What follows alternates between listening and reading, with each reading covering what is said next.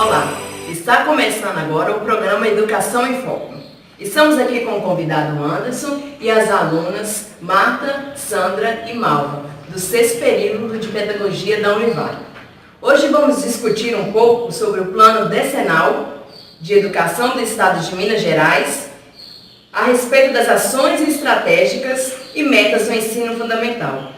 Começaremos essa sabatina com a aluna Sandra. Oi, Anderson, tudo bem? Tudo bom, Sandra? Gostaria de saber que, no artigo 53 do Estatuto da Criança e do Adolescente, vem dizendo que a criança e o adolescente têm direito à educação, visando ao pleno desenvolvimento de sua pessoa, preparo para o exercício da cidadania e qualificação para o trabalho. Pensando nisso, o Plano Decenal de Educação do Estado de Minas Gerais, ele tem como meta esse avanço na escola em tempo integral? Ô Sandra, para começar, vou citar um trecho do livro Pedagogia da Autonomia, que fala assim, olha, estar no mundo sem fazer história, sem por ela ser feito, sem fazer cultura, sem tratar sua própria presença no mundo, sem sonhar, sem cantar, sem musicar, sem pintar, sem cuidar da terra, das águas, sem usar as mãos, sem esculpir, sem filosofar, sem pontos de vista sobre o mundo, sem fazer ciência ou teologia, sem assombro em face do mistério, sem aprender, sem ensinar, sem ideias de formação, sem politizar, não é possível. Então, essa ideia freiriana, né, que o sujeito, ele viver mesmo, como diz, né, ele se reconhecer como cidadão, ele tem que politizar, né? Politizar é ser um cidadão participativo, um cidadão crítico. O nosso tema, né, ele é o Plano Decenal do Governo de Minas. No entanto, eu gostei muito da sua abordagem, porque é um plano, né, de educação bem humanista.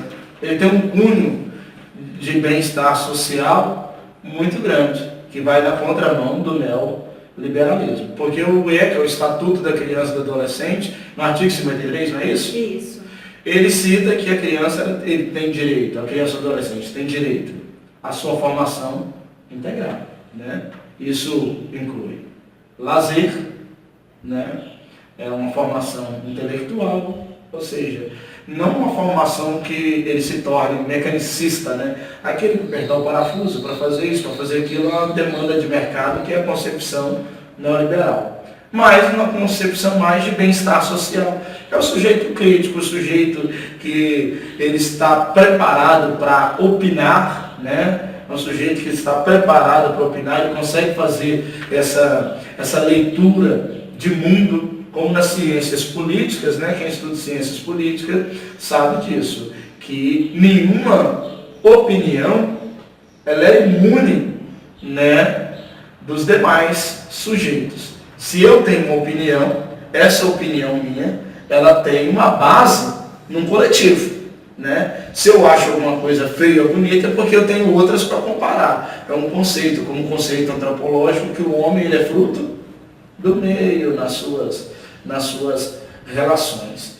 E junto com isso aí, nessa formação integral do sujeito, um grande avanço ao nosso estado de Minas Gerais em relação à educação com a escola em tempo integral, que você tem vivenciado bem. Isso, sendo que Valadares é uma das pioneiras, né?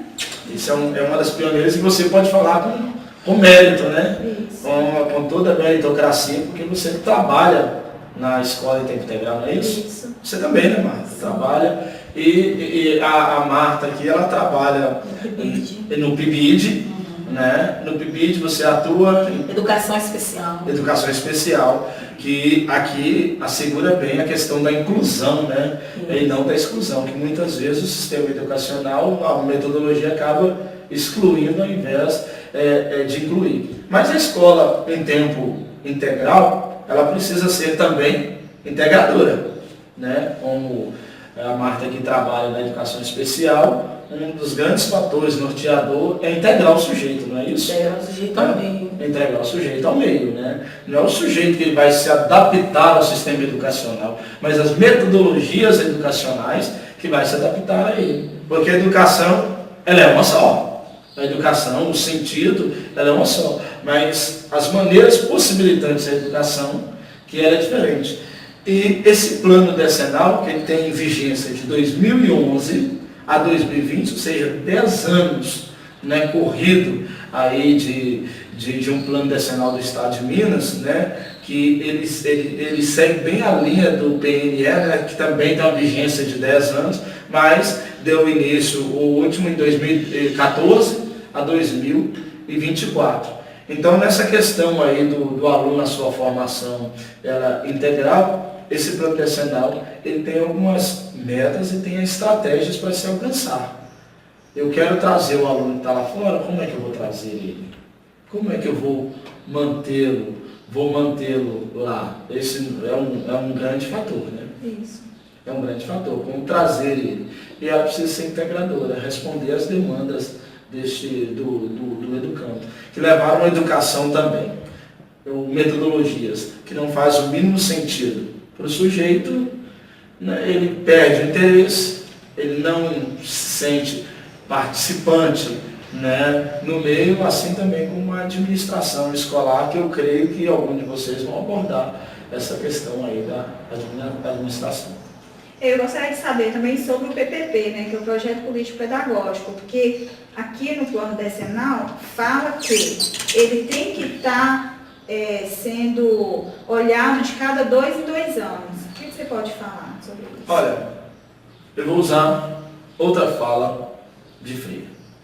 Que Freire, ele fala sobre o PPP, ele é um plano, né, político pedagógico, né, onde, pelo menos na teoria, os sujeitos participam. Aí ele fala sobre respeito, né, que ele diz, como posso continuar falando em meu respeito ao educando, se o testemunho que dou a ele é o da irresponsabilidade, o de quem não cumpre o seu dever, ou de quem não se prepara ou se organiza para a sua prática, e de quem não luta pelos seus direitos e não protesta contra as injustiças. Se esse plano decenal ele foi elaborado, é óbvio que ele veio para responder às demandas, e podemos entender que demandas injustas, né, para responder, né, algumas injustiças. Então, o PPP, quando ele é elaborado, ele casa bem com, né, aquela método de administração, né, gestora, né, uma gestão, onde o sujeito ele participa. Se eu administro, eu dito as regras e no máximo eu vou ter uma administração participativa, né?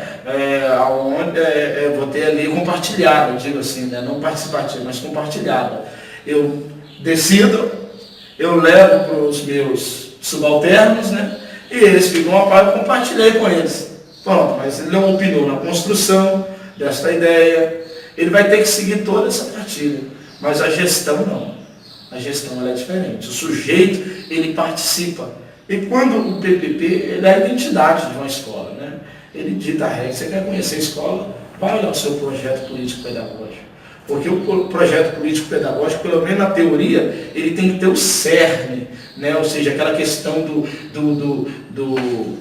espírito, né? Dos sujeitos ali, dos educandos, para que tudo culmine na questão da harmonia, né? Que é aquela questão do bem-estar, né? Do bem-estar de espírito, do bem-estar do sujeito, aquela busca da felicidade intelectual, a felicidade da formação do ser, que a escola deve proporcionar. Então, o PPP, esse projeto, né? Esse plano decenal, ele também aborda a questão do tempo, né? Porque se você faz um plano hoje, vamos supor que nós vamos fazer um plano aqui nosso, né?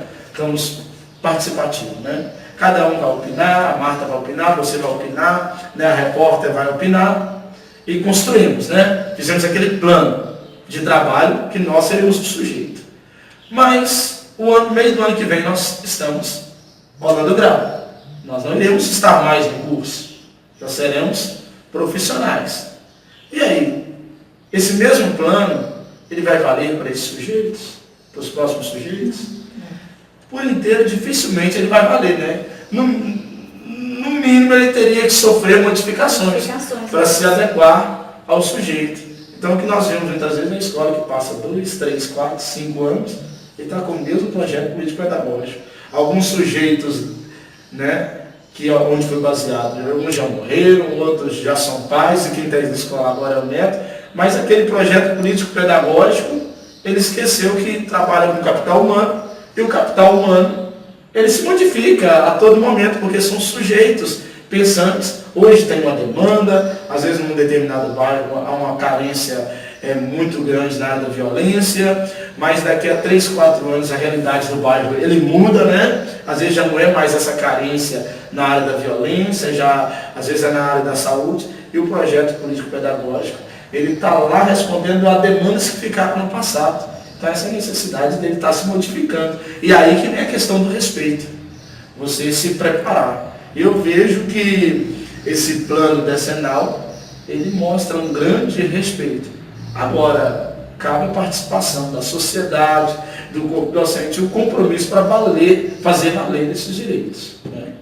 O Plano Decenal de Educação, ele visa aumentar a oferta de vagas na rede pública do ensino fundamental. Mas para que essas vagas sejam preenchidas, como fazer para atrair essa clientela?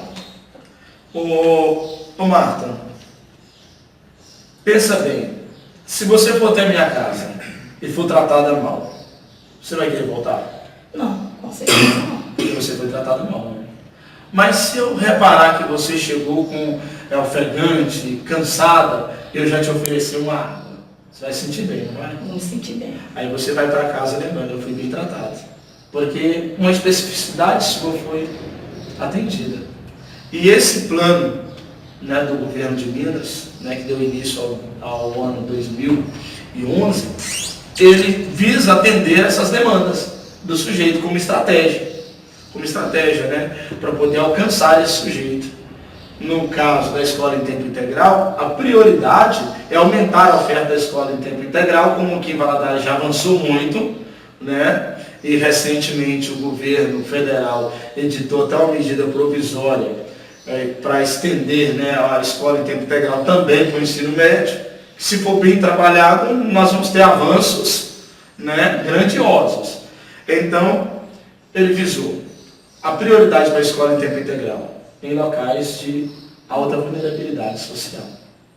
Por quê? Em lugares de alta vulnerabilidade social. A escola em tempo integral, as crianças chegam na escola 8 horas da manhã. Né? E agora elas estão saindo às 16 ou 17? 16. Às 16 horas. Antes era às 17, não era isso? Agora sai, né, às 16 horas da tarde. Então a criança chega às 8 horas da manhã. Se ela não teve um café da manhã em casa, ela tem na escola. Se ela não almoçava bem em casa, ela vai ter um almoço de qualidade na escola. Isso, tem um café da tarde, e é tudo, né, mais alto padrão de qualidade. Então isso aí você contribui, né, para a queda da mortalidade, né, o diminuir, né, dessa questão nutricional, criança anêmica. Eu tenho certeza, né, aí eu já falo do senso comum, né, que não sei se tem alguma pesquisa na área, se for pesquisar, eu tenho certeza que essas taxas no sistema público de saúde já diminuiu bastante, porque há crianças que alimentavam uma vez por dia. E é bom até para o intelectual da criança, né, porque ali ela está bem alimentada. Exatamente, a formação completa, isso. A formação integral do sujeito. Não se preocupa apenas com o conteúdo, mas se preocupa com o bem-estar social dele. Né? E esse plano, ele tem essas ações, né? Eu posso dizer que seriam ações sociais.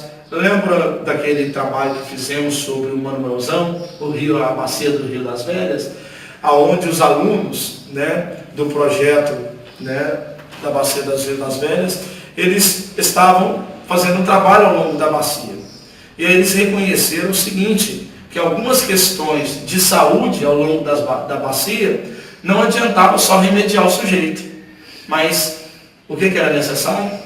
A conscientização, trabalhar ali aonde que estava a raiz do problema, porque levava-se um remédio para a enfermidade, mas o agente causador da enfermidade ele está ali, água não tratada, isso tudo.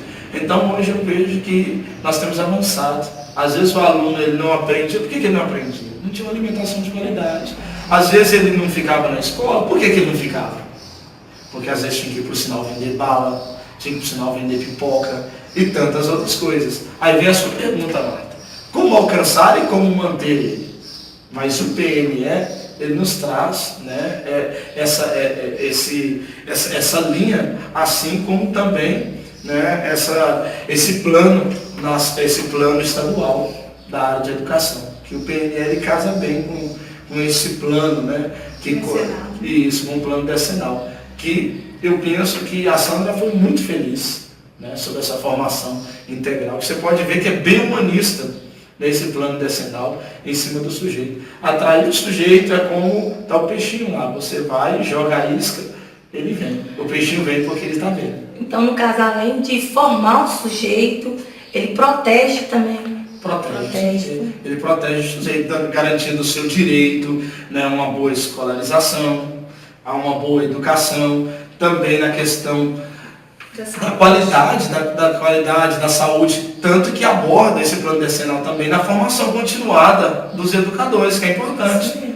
Porque nós que iremos formar no meio do ano que vem, se continuarmos não estudando, penso que em 3 anos nós já estamos desautorizados, porque muda-se, né, o contexto. Philippe Perrenot, ele fala o seguinte, que o educador ele deve manter, né, uma prática constante de avaliação da sua própria metodologia.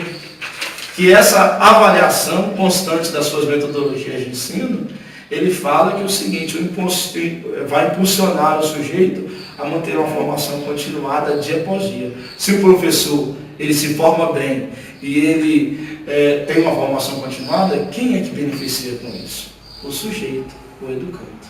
Né? E também uma das metas do plano decenal é reduzir a taxa de abandono no ensino fundamental para 2% em até 5 anos e para 1% em até 10 anos. Nós olhamos que a questão do abandono, como já foi comentado um pouco, a criança às vezes está na escola, né, mas há uma necessidade em casa. Às vezes o pai prefere que a criança vá ajudá-lo no trabalho do que a criança ir para a escola. Se a criança não vem para a escola e vai para o trabalho, não dá para conciliar as duas coisas. Acaba tendo que sair da escola. O que poderíamos falar sobre essa questão? Primeiro que o Estatuto da Criança e do Adolescente ele já traz regras sobre isso. A prioridade é a educação. Mas só falar na prioridade também não resolve o problema. Dizer para o fulano, olha, você está com frio, não dá ele o cobertor, ele vai continuar sentindo frio. Alguma coisa deve ser feita. Hoje nós temos políticas sociais no nosso país que têm contribuído muito para isso. Igual eu tenho aí Bolsa Família, tenho poupança jovem, né, que tem ajudado a manter esse sujeito na escola. E lembrando que às vezes a evasão escolar, ela não acontece muito também só por causa do trabalho, também pela falta de interesse, da motivação. O sujeito chega, ali está tão além da realidade dele, ele como ali sendo educado, parece que o ensino muitas vezes não foi pensado nele, né? Não foi participativo. Se eu não me enxergo, se eu não me sinto pertencente, a linha que eu vou seguir é de repulsa, é não valorizar. Eu não me sinto pertencente, tanto faz e tanto fez. Olha o que Freire ele fala sobre isso, sobre o pertencer, né? Você falou aí sobre o sujeito ele ficar. Para o sujeito ficar na escola, você pega aí no ensino fundamental, vamos colocar aí uma criança aí já com 12 anos, aí já chega numa fase hoje que muitos pais não têm controle, né, dos seus próprios filhos. O professor, muitas vezes, ele não vai pegar pelo braço e segurar. Mas se o sujeito estiver motivado, ele fica. Aí olha o que Freire fala. É na inconclusão do ser que se sabe como tal que se funda a educação, como processo permanente. Mulheres e homens se tornam educáveis à medida que se reconhecem inacabados. Não foi a educação que fez mulheres e homens educáveis, mas a consciência da sua inconclusão é que gerou a sua educabilidade. Mas para ele ter essa consciência, ele tem que sentir firmeza na instituição, nos projetos, tem que fazer parte da sua realidade. Poderíamos dizer, de certa forma, bem pragmatista, né? Como Comênio defendia, uma educação voltada para o sujeito, para a especificidade do sujeito. Freire, lá, lembrando quando ele alfabetizou, né, os 300 camponeses, qual foi a estratégia dele? Partir de uma realidade. O sujeito, eles tinham uma realidade e ele buscou elementos dentro da realidade do sujeito para possibilitar a educação. Quando a coisa faz parte de nós, fica tão mais fácil. Está falando da minha língua, está falando daquilo que eu preciso, daquilo que eu estou junto. Então, olha só, esse plano decenal, ele tem um cunho social muito forte. Ele trata da espinha dorsal, né, da educação, que é o planejamento, a reflexão. Né? A reflexão, você não educa sem refletir, sem planejar. Né? Você não educa sem planejar. Você vai desenvolver uma atividade, você tem que ter pensado nela. Você tem que ter elaborado como é que você vai chegar lá. E esse plano decenal, ele é isso. Ele foi pensado, né? Ele foi elaborado. E estamos aí vivendo a era, né, da realização, da concretização, como aqui nós já estamos bem avançados na questão da escola em tempo integral, que temos visto avanços. Tem muitos erros, mas temos visto avanços, que ela está em tempo integral e ela está caminhando cada vez mais, né, para ser integradora.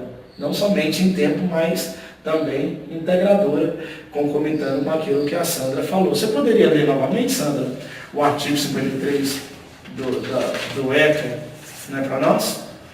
Diz que a criança e o adolescente têm direito à educação visando ao pleno desenvolvimento de sua pessoa, preparo para o exercício da cidadania e a qualificação para o trabalho. Isso. E olha, uma das metas, olha aqui, né, a questão do trabalho e o exercício da cidadania. Diz aqui assim, ó, ampliar progressivamente o número de escolas públicas do ensino fundamental que desenvolvam projetos sociais. Lembra que a gente estava discutindo sobre o cunho social? Que desenvolvam projetos sociais, esportivos, culturais, de lazer, em horário extra-noturno e nos fins de semana, priorizando regiões de maior vulnerabilidade social. Às vezes tem sujeito que não pode participar dessas oficinas, né, ao longo da semana. Mas o plano, ele prevê, né, que ele também vai ter sua chance, porque ao final de semana é o que prevê aumentar essa oferta. E sempre nos lugares, né, onde tem maior demanda, né? Sabemos que o nosso estado é grandioso, que ainda temos muito que avançar, mas de já ir nas áreas que mais necessita, ou seja, aonde está, né, abre aspas, enfermidade, fecha aspas, é ali que vai ser, né, desenvolvido esse medicamento. O programa Educação em Foco está terminando. Agradecemos a presença do Anderson, nosso convidado Anderson, e as alunas do sexto período de Pedagogia da Univale.